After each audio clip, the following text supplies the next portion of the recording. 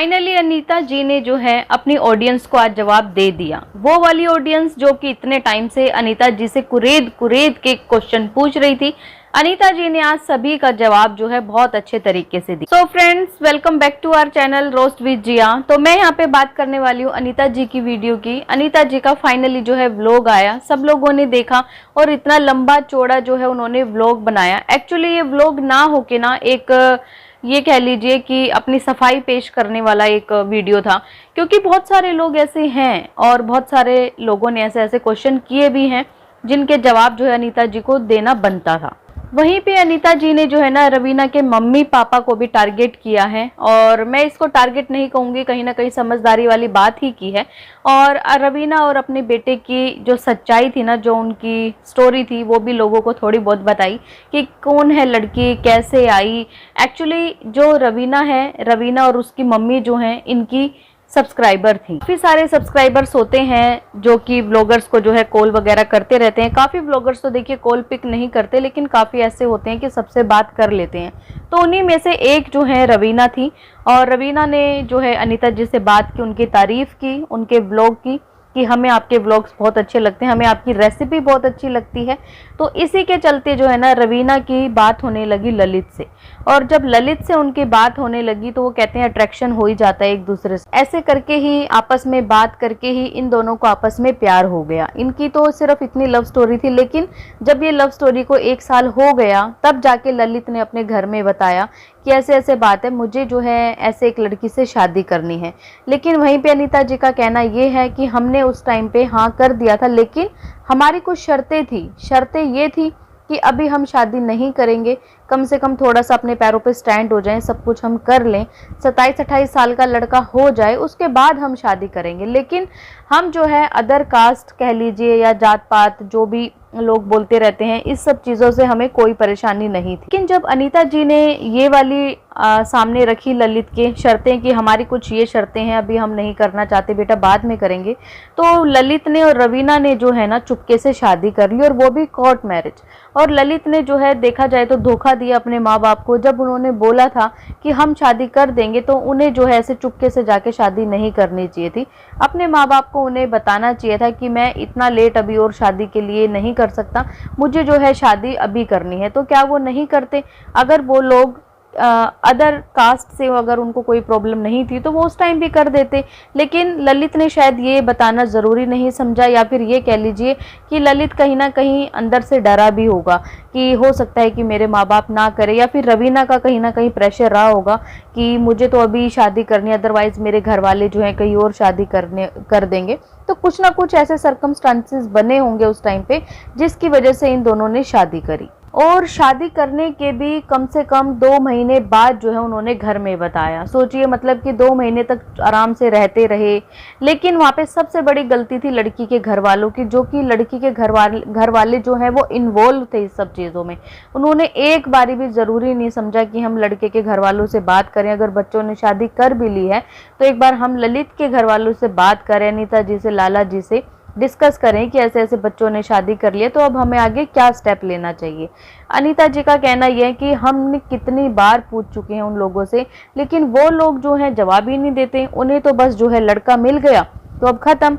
और वहीं पे अगर इनके लड़के की बात की जाए तो ललित शादी के लिए एग्री है अभी भी। कि देखिए, अनीता जी की बात भी अपनी जगह बिल्कुल ठीक है कि गाँव देहात में क्या होता है, या गाँव देहात क्यों, वैसे नॉर्मल भी आप ले लो कि अगर आपने किसी का खाया होता है, मतलब आप किसी की शादियों में, इतनी सारी शादियों में गए होते हो ना, तो आपको भी एक मौका भगवान देता है ना। सबके घर में होता है ये कि आपके घर में भी जब शादी होती है ना, तो वो सब लोगों को आप बुला सको। तो यही जो है अनीता जी भी करना चाहती हैं कि भाई हमने जिसका खाया है तो क्यों ना हम भी दूसरे इंसान को बुलाएं अपने घर। हमारे घर तो पहली शादी होती है, पहली शादी है, और किसके भाई इतने सारे माँ बाप के दुनिया भर के चाव होते हैं, मन में इच्छाएं होती हैं, हम अपने बेटा बेटी की शादी में ये करेंगे, वो करेंगे, हम ये पहनेंगे, ऐसे धूम धड़ाक से शादी करेंगे। तो उन सब चीज़ों पे इनके बेटे ने जो है ना पानी फेर दिया।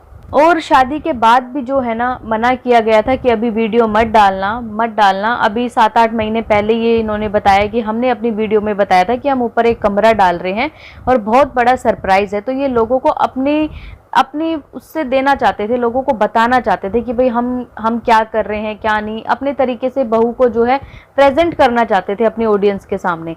लेकिन ये सब चीज़ें ना करके कहीं ना कहीं उन्होंने एक गलती करी, जो कि एक वीडियो डाली मंदिर वाली, और वो वायरल हो गई, लोगों ने डाउनलोड करके रख ली। उसके बाद फिर दोबारा से अगेन जो है यूट्यूब पे डाली वो वीडियो और बहुत सारे लोगों ने देखी, जिसके बाद से ना ये वाली चीज़ें क्रिएट हुई और अनीता जी को हेट मिलने लगी। और अनीता जी की भी एक गलती यहाँ पे ये रही कि अगर उन्होंने, जब लोग उनसे सवाल जवाब कर रहे थे और उन्हें भी पता लग गया था कि ऑडियंस को पता लग चुका है कि भाई बच्चे हमारे शादी कर लिए हैं, तो उसी टाइम ऑडियंस को बता देना चाहिए था। उस टाइम उन्होंने जो है ना घुमा फिरा के बातें करती रही, जिसकी वजह से अनीता जी को हेट मिली। माँ बाप जो है ना नाराज होते हैं अगर उनके बच्चे, देखिए कोई भी हो चाहे कुछ भी ऐसा स्टेप उठा लेते हैं, तो हर माँ बाप एक बार तो नाराज होते हैं, लेकिन उसके बाद फिर वो भी समझदार होते हैं, पेरेंट्स भी समझ जाते हैं कि कोई बात नहीं, बच्चों की खुशी है तो हम भी खुश रहते हैं। लेकिन वहीं पे उन्होंने जब अपने बेटे के लिए बात करी ना, बेशक वो हल्के से मुस्कुरा रही थी, लेकिन अंदर उनके बहुत ज़्यादा दर्द था। और दर्द इसलिए था कि बेटा जो है, जब से ये चीज़ें रिवील हुई है ना, बेटा यहाँ से चला गया है और बेटा अपनी वाइफ के साथ जो है चंडीगढ़ रह रहा है। और इन्हीं सब चीज़ों को लोग लेके जो है क्वेश्चन पूछ रहे हैं बार बार अनीता जी से। तो अनीता जी ने साफ यही बोला है कि वो इतने साल हमारे साथ रहा है और मेरा बेटा जो है ना परिवार के साथ रहने वाला है, वो अलग रह ही नहीं सकता। तो और जो लोगों की जो डिमांड रहती है कि बहू को कब लाओगे कब लाओगे, तो ये लोग जो है लाने को तैयार हैं, लेकिन बहू खुद नहीं आना चाहती। तो यहाँ पे गलती इनकी बहू की है। उन्हें सोचना चाहिए कि अगर मेरे इन लॉज को इतनी सारी गाली पड़ रही हैं तो वो किसकी वजह से पड़ रही हैं, वो इनकी बहू की वजह से पड़ रही हैं। तो अगर ये लोग एक्सेप्ट कर रहे हैं अरेंज मैरिज, अगर ये करने को तैयार हैं, तो इसमें क्या ही हर्ज है।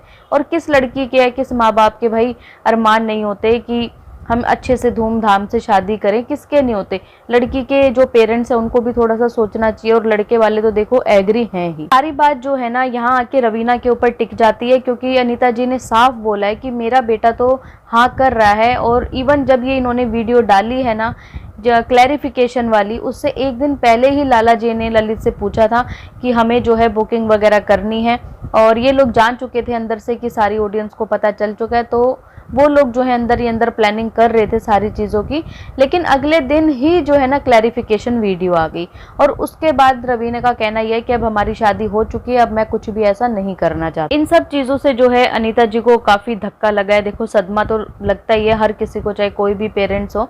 और ये गलती भी है इन दोनों बच्चों की, जब इनके पेरेंट्स एग्री थे तो एक बार और दोबारा कह के देख लेते, क्या पता कि इनकी शादी जो है वो अपने तरीके से कर। अभी जो है सारी जो बागडोर है ना वो बहू के हाथों में है। देखो उनके ऊपर है भाई, वो आती हैं या नहीं आती, क्योंकि अनीता जी ने जो है ना फाइनली ये बोल दिया है, अगर बहू आएगी तब भी आपको पता लग जाएगा, अगर बहू नहीं आएगी तब भी आपको पता लग जाएगा। उनका कहने का मतलब ये है कि भाई बहू जो है ना कहीं अटकी हुई है, वो आना नहीं चाहती। अब उसके क्या रीजन है ऐसा, वो तो देखिए वही बता सकती है। रही देखिए हेट कमेंट्स की, उसके लिए भी अनीता जी ने बोला कि बहुत सारे लोग ऐसे हैं जो कि चाहते हैं कि इनका जो है सर्वनाश हो जाए, सत्यानाश हो जाए।